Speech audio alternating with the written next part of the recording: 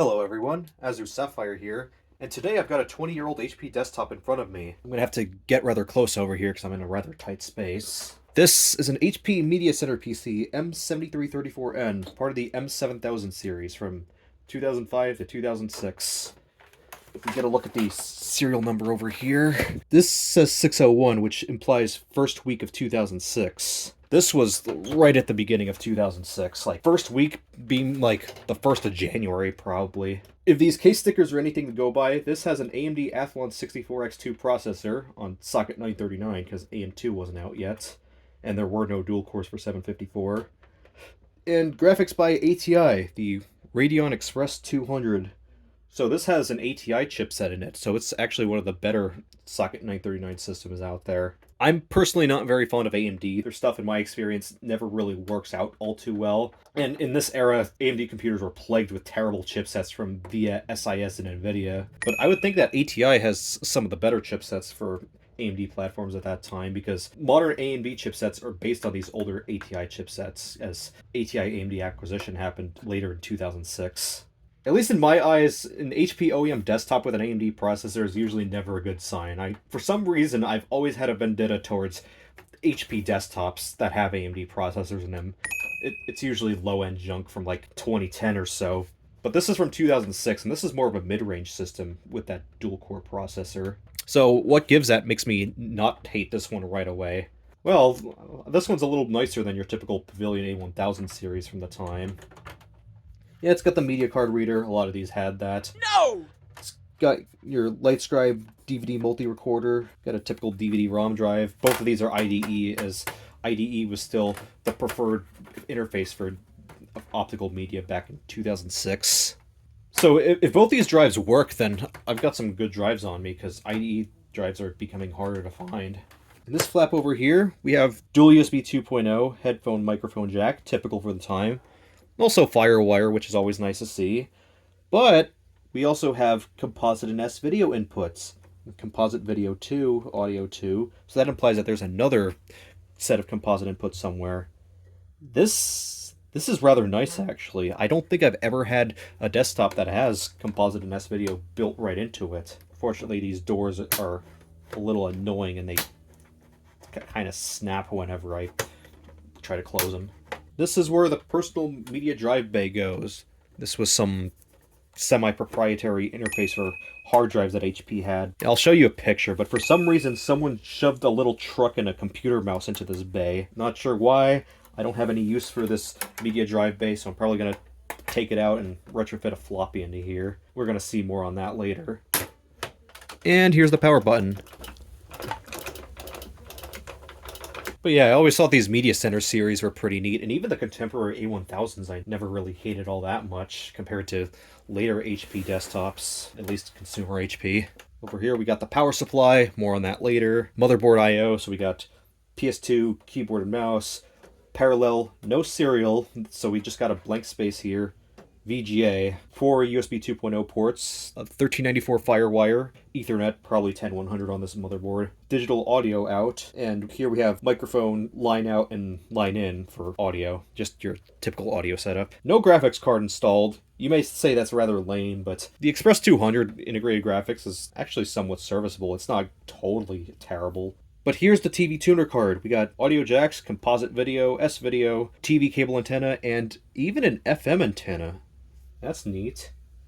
And we also got a Wi-Fi card here, which, if we saw earlier, there's a little area that says wireless LAN. So this having Wi-Fi pre-equipped in 2006 is quite nice. It is a PCI card, and it's probably only 802.11g, as 802.11n wasn't a thing yet, not even in draft form. And we just have a rather useless modem, which I'm not going to bother with. And this sticker here says HP Media Center PC M7000, so M7000 was the generic model number for this chassis, and they had several different versions of the M7000, some with Intel processors, some probably with lower-end single cores from both AMD and Intel. They probably also had others that had dedicated graphics, but this is not one of them. This only has the integrated Express 200. Oh, as for this slide out thing over here, this is where you put your CDs and DVDs. This was a rather common thing on HP compact consumer desktops from the time is that you had a little bit of disk storage on top, because this was in the days of the digital media PC. I'm gonna be real, did anyone actually care about the digital media PC as much as the marketing really made them out to be?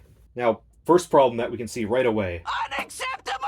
The bad power supply ever. Best tech. I know. Memes. But this is the ATX 312Z. It's the 12Es that were known for being firecrackers, although the 12Zs aren't exactly all that reliable either. Frankly, I don't think any of the best tech power supplies are. While I wouldn't necessarily trust this one, I also wouldn't be totally against plugging it in at least once. If it was a 12E though, then I would just get rid of it right away and find another power supply. No chances taken. There are also two blown capacitors over here, because this was 2006. This was still the capacitor plague era. They don't even look terribly blown. They're just bulging and slightly leaking. Although there might be more leakage underneath some of these capacitors, and we just don't know that. We got a cable that says slave, so this is a IDE cable for the optical drives, and also Molex power. And the personal media drive bay is in the way over here, but I can kind of make out a SATA hard drive over here. It's probably 250 gigabytes. I see that there's a blocked off Molex connector, because Molex for SATA hard drives is still rather common in this day and age. This is the TV tuner card. It seems to be manufactured on the 45th week of 2005. It's probably a WinTV Hop-Hog or something like that. I don't know what Wi-Fi card this uses, and I'm not about to take a look. And the motherboard is an MS7184 manufactured by MSI. So, like, why do I have this? Rather simple answer. My cousin found it at the dump, along with an HP Z230 small form factor workstation that is out of shot, but I tested that, that works. Probably have more use for the Z230 than I have for this, and even that I kind of struggle to find a use for. But these systems, well, they are just typical OEMs and not all that great. I do think that this one is kind of cool in some regard, at least for having the TV tuner card and front composite inputs. And also I kind of like this case design. I like that it's micro ATX, and it has a removable I/O shield over here. And something rather well known with these HPs is that they pretty much use off-the-shelf parts. I think really the only thing is that the motherboard is tailor-made for HP, but otherwise these are totally standard, and you can just throw in whatever components you want as long as they fit, and as long as they don't need more airflow than what this case can provide. But before I really start digging deep in with this system, or at least with the case, I want to check out the hardware, like see if it works and see if the original recovery media is still on here, because knowing HP computer users from the mid-2000s and early 2010s or so, they typically never reformat their hard drives or anything like that. So the original recovery media might still be on here, giggity giggity, and the original owner's data is probably still on here. I hope not, but let's check it out anyway. And we're going to be bringing this over to my desk. And if you really care, here's the Windows XP Media Center Edition 2005 COA. XP is obsolete. I'm sure Microsoft doesn't care about it. There you go. Take it. I'm pretty sure you can't even activate it anymore anyway, because the activation server shut down, and this is not volume licensing. I was taking a little break between filming these clips, but do you see something missing? Yeah, it's missing RAM.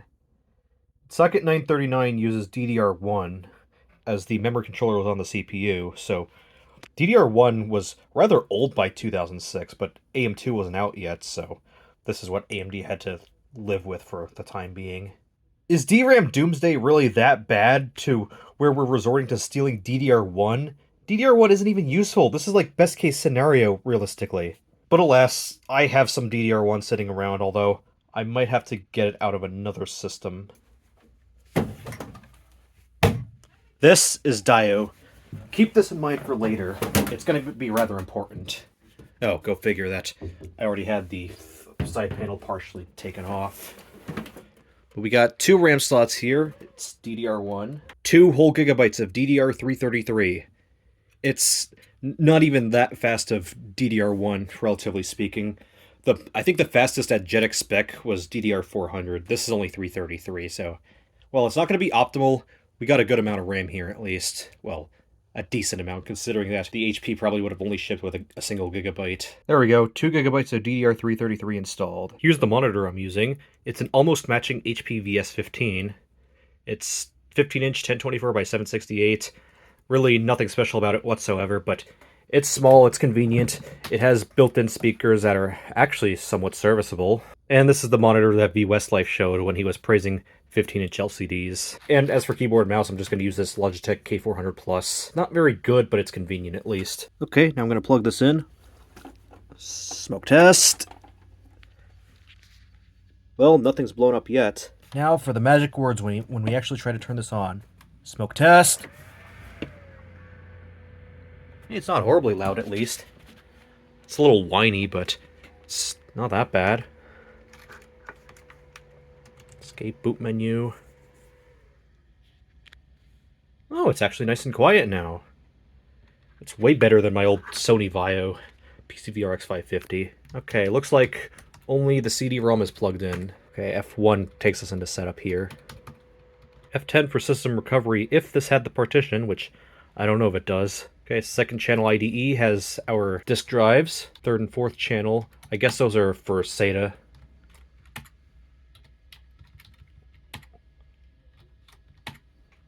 BIOS version is 3.40 from December of 2005. Plug and play OS. Look at this. SATA 1. Okay, so it's only SATA 150. Expected. I'm going to turn on the onboard LAN boot ROM because I might boot into Windows deployment services from this later.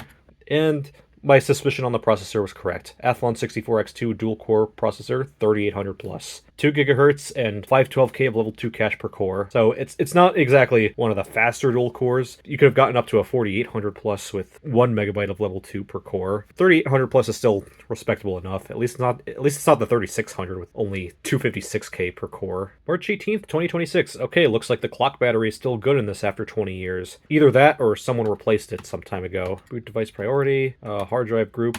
I don't think there's anything in the hard drive group. Yeah, no, there doesn't seem to be anything in there, but I saw a hard drive plugged in, so we're going to have to go back and see if that's plugged in on the other side. Looks like my suspicion on hard drive capacity was correct. WD-2500JS, that is a 250 gigabyte drive. Also, it turns out that the cable for the SATA had come loose. Either it was already loose when I got it, or I somehow knocked it loose. But interestingly enough, that cable is one singular cable for both SATA power and data. I think it's on a Molex adapter, given this power supply. Anyway, let's just let this boot as is. Does this still have the original Windows XP install? Yep, I knew it would still have XP on it, but is it the original install? Yes, it is the original install, because play HP games. That's expected. Like I said, any of these HP users from back in the day, particularly with like consumer products, they never got rid of their data, or they never reformatted their hard drives. They usually always held out on the original install. But yeah, looks like there's some personal data on here, like someone's paycheck. My mouse is not moving. I guess Windows hasn't picked up the universal receiver driver for my K400 Plus here. Gonna have to give it a little more time on that. Oh, just what I love to see. ATI external event utility exe module has encountered a problem and needs to close. Go figure. AMD, ATI, and their inability to make good products. Okay, this time I've got PS2 mouse plugged in, and looks like that already solved their problem. My wireless keyboard and mouse combo still isn't working. HP Administrator. Go figure that he didn't change the default username from HP Administrator. Ah, good old bear share. Oh, that took a while to load in. But this is still Service Pack 2, oddly enough. Hewlett-Packard Company, HP Pavilion, despite this computer not identifying itself as a Pavilion, but it effectively is one, really. It's stepping down the processor to 994 megahertz from 2 gigahertz. Yeah, typical support information. Computer name is your 4DAC0EA75. I'm sure you all have heard this lesson before, and I'm going to say it again, but whenever you get rid of a computer, please, no. Delete your data. We don't want to see your paychecks or anything like that, or your resume, cover letter. Although what I usually like to check on such old installs is go over to the event viewer, seeing when was the last time this was turned on. Before I did anything, of course. 18th of July 2017.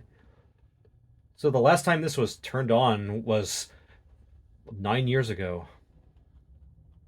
Okay, seems like there was more frequent use in 2016. Yeah, almost daily in November. There were probably just a couple days where it wasn't being used. October 2016, and then next is June.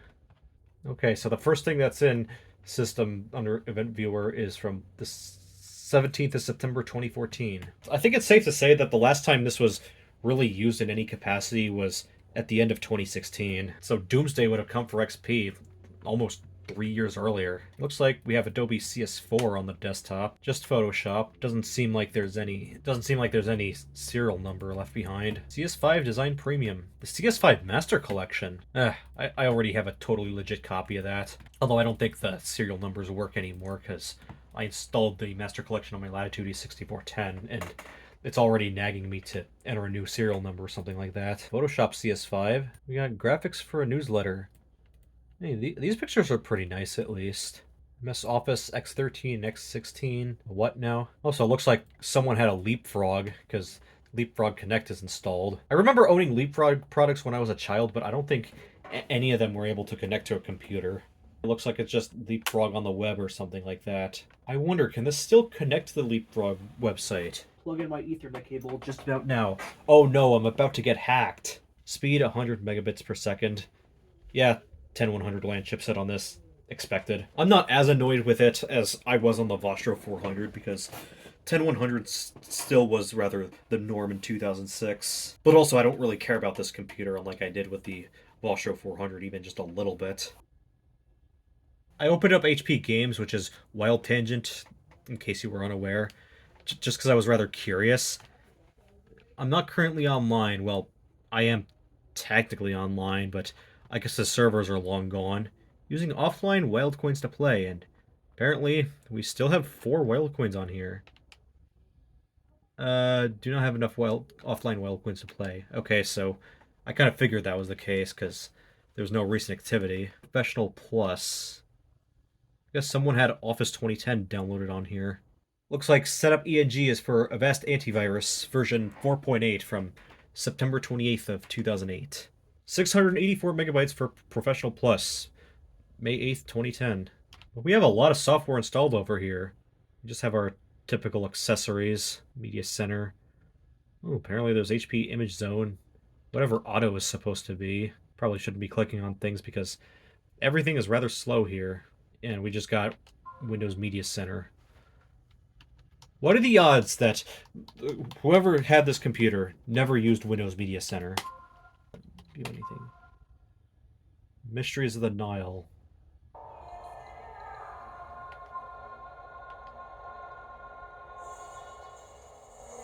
So it's an old National Geographic airing. It looks rather high quality as well, so it might be HD or maybe it's just widescreen 480p, but it actually looks rather decent. Is there any music here at least? Oh, American Idiot. But it's only She's a Rebel. It's lame. And again, I ripped the CD myself anyway.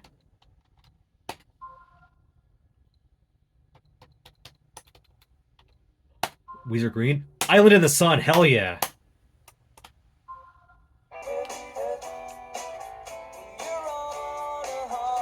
Yeah, I'm definitely saving that one. Alright, that's enough of Windows Media Center.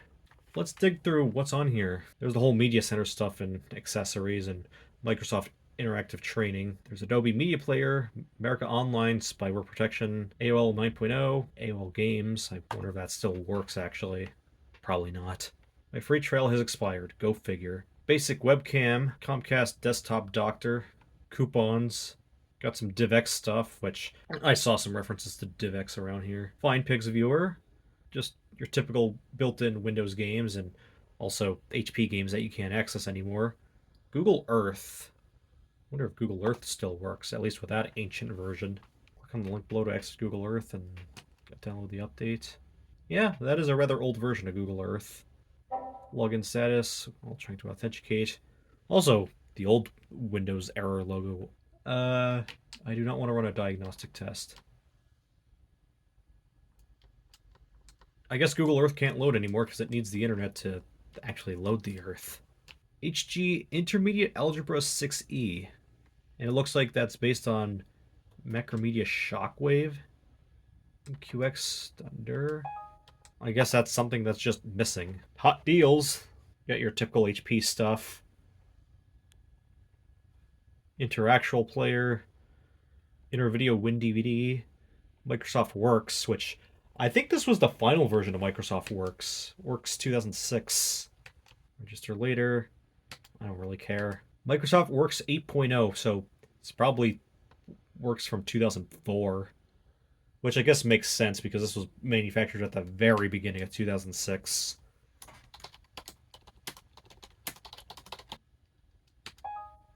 Mozilla Firefox looks like a rather old version. I can kind of tell from a glance that that's a rather old Firefox logo, even for the early 2010s. What are the odds it's Firefox 2 or 3? Nope, that's at least Firefox 4. Go figure, it looks rather out of place when you're loading it for the first time. Firefox Yahoo Edition 31. Firefox is up to date. No, it isn't. Stop lying. Yahoo 1.30.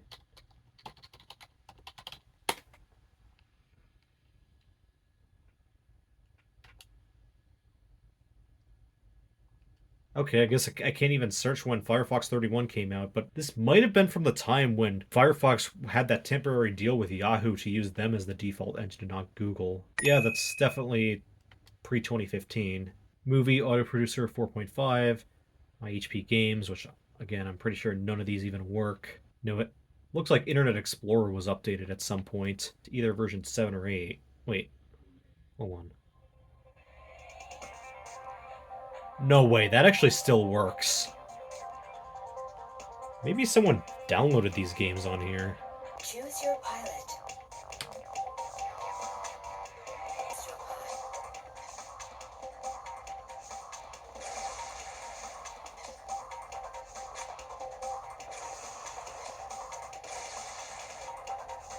I'm actually kind of hooked on this. This is pretty neat.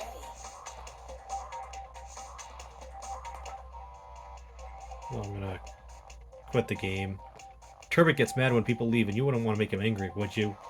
I have no choice. Oh, that's only the demo. Still pretty neat that that worked. Got Netscape browser, or rather late version.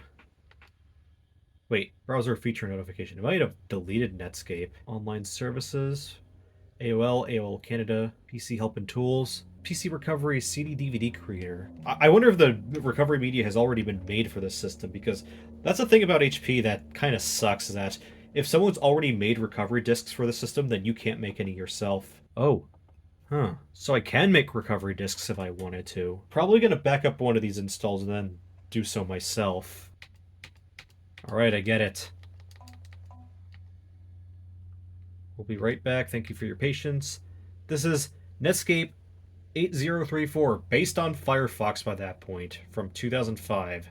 Yeah, you know Netscape was going down when they were based on Firefox by that point. Print Workshop 2006, Quicken 2006, QuickTime, Real Player, Seekmo Search Assistant, probably doesn't even work. Snapfish for your photos, Sonic My DVD Plus and Digital Media Home, OneNote 2007 Screen Clipper and Launcher and HP Digital Imaging Monitor and Startup, a couple of user guides from HP, Windows Digital Media enhancements like Windows Party Mode. That wasn't what I was trying to launch. There we go, there's the Windows Dancer.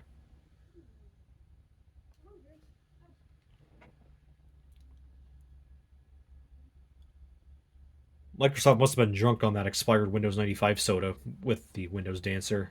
There's Yahoo Messenger, Adobe Photoshop Album Starter Edition, Reader 7.0, Stock Photos CS3. I don't ever remember stock photos, oddly enough. And it just leads me to Adobe Bridge. Unless I can check stock photos from here. Actually, I don't think I can check stock photos because it probably connects to the internet, and it's probably not going to work on CS3. Yay, go figure, software crash. Apple software update, Blockbuster Online. Rent DVDs delivered right to your door. Well, not the case anymore unless you live in Bend, Oregon. Even then, I don't know if they do that. I'm pretty sure that last Blockbuster is just a novelty store more than anything. Got an eBay shortcut. I'm pretty sure this just leads you to the eBay website in your default web browser. HP Easy Setup, Music, Internet Explorer, Media Center, Microsoft Money 2005, Office PowerPoint Viewer 2003, Works Task Launcher, MSN, Online Backup, Outlook Express, Remote Assistance, TurboTax Online, Virtual Earth, Windows Media Player, probably version 11. Yeah, it is version 11. This probably would have shipped with Media Player 10 when it was new. That is if HP even bothered updating that. Windows Messenger, Windows Movie Maker, IMVU, don't know what that is. LimeWire, good old LimeWire. Starry Night Enthusiast 5, wonder what that is. Don't remind me to register. Registration required for data updates. Unregistered. keep OpenGL on, I guess. I'm pretty sure the Express 200 can do rather basic OpenGL. Oh, yeah, this is quite choppy. Part of this is because I have OpenGL turned on when this really isn't the best graphics solution out there. But also because this install is rather junked up and slow. Got Microsoft Office 2007 installed, Microsoft Silverlight back when that was a thing, Adobe Design Premium CS5, BearShare, we saw that earlier, King Isle Entertainment Wizard 101. Yeah, anyone remember that? Pepperidge Farm remembers. Pepperidge Farm remembers.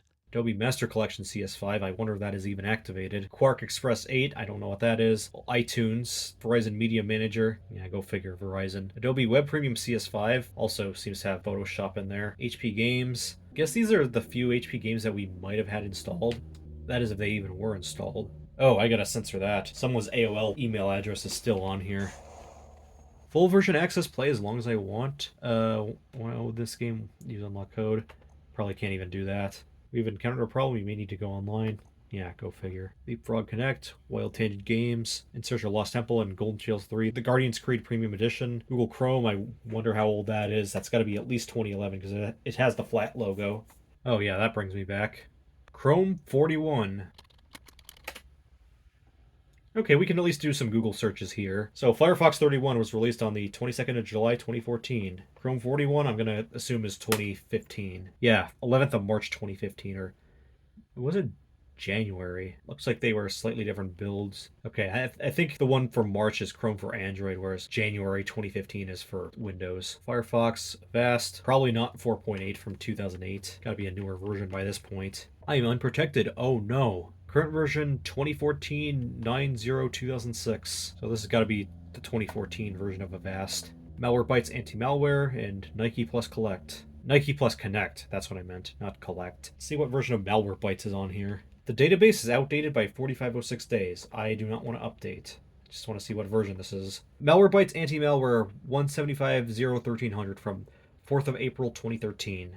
I guess I'm done digging around this install. Some of the stuff left behind on here is pretty neat. It's kind of like archaeology in a way. Except the nasty stuff is when someone leaves their personal data behind. That's stuff you always want to get rid of. But let's see how much of that 250 gigabyte hard drive is taken up. Wow, there's only 14 gigabytes left out of 224 on this C drive. Yikes. And there's the HP recovery partition. Rather expected, at least. Now I want to see, do these optical drives work? Top one. Okay, mechanically it works at least. What about the bottom one? Okay, looks like the bottom one needs some help. That's probably going to be the one I was going to replace anyway. Oh, I don't want to be bashing the top of this.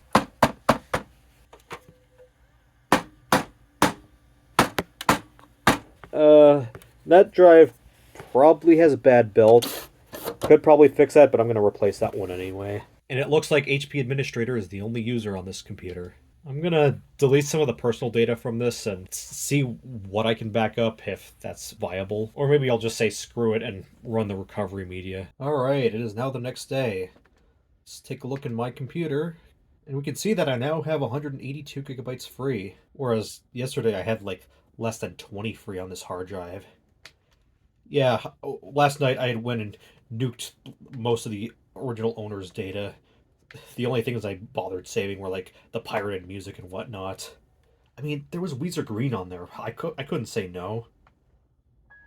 And I haven't been able to find the disc of that at any thrift stores, like, ever. Hoping that eventually I can come across a copy unless I just sell out and buy one on eBay anyway. Anyway, what I want to do with this install is I want to make a backup of it. There might still be some software on this drive that it won't be accessible on the recovery media when we actually go and run it. Okay, I hear a beep coming from the computer, so it should be trying to boot from LAN.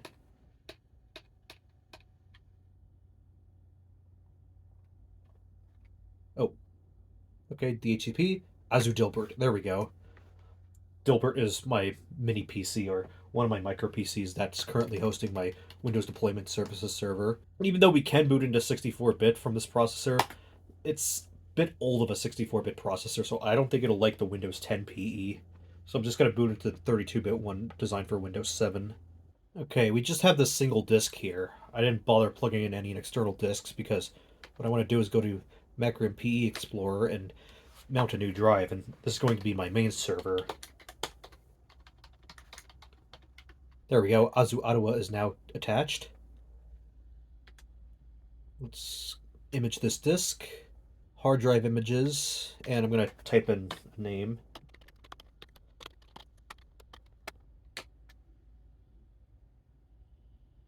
And let's run the backup. This might take a little while because we're running on a 10100 network connection and not gigabit. So it's going to be a little bit on the slower side, but it's not going to be that big of a deal. We're not backing up like that much data, which there's a reason why I went and deleted all the, or most of the original owner's data. And the pirated music that I did save, I moved that onto my desktop last night. Over an hour later, I finally got this imaged. Yeah, note to self, next time if I'm going to write or restore an image like this, I should probably take out the hard drive from this computer and plug it into another one with faster network access.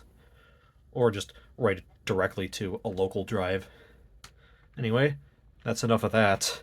And in the next part, we're going to be restoring the image. In the next part, we're going to be restoring the factory image. So I will see y'all then.